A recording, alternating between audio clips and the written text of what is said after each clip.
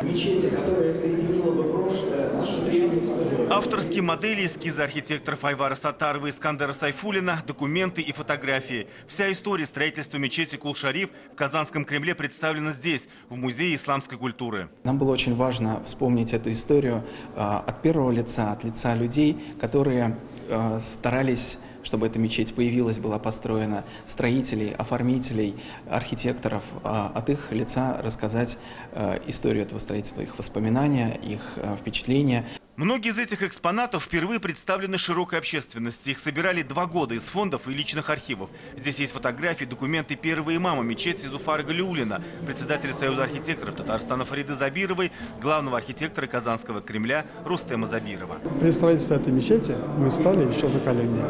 Мы создали наконец-то такую прекрасную мечеть. У нас не было опыта строительства мечети. Кул-Шариф – это именно татарская культура и современная архитектура.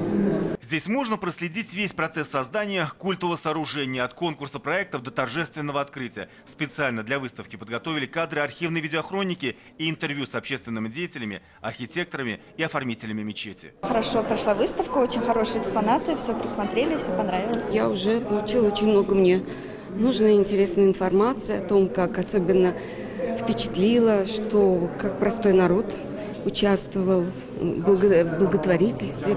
И кольца, цепочки, последние деньги приносили. Картины татарстанских художников дополнили обширную экспозицию. На открытие прибыл и генеральный консул Турции Исмет Эрикан.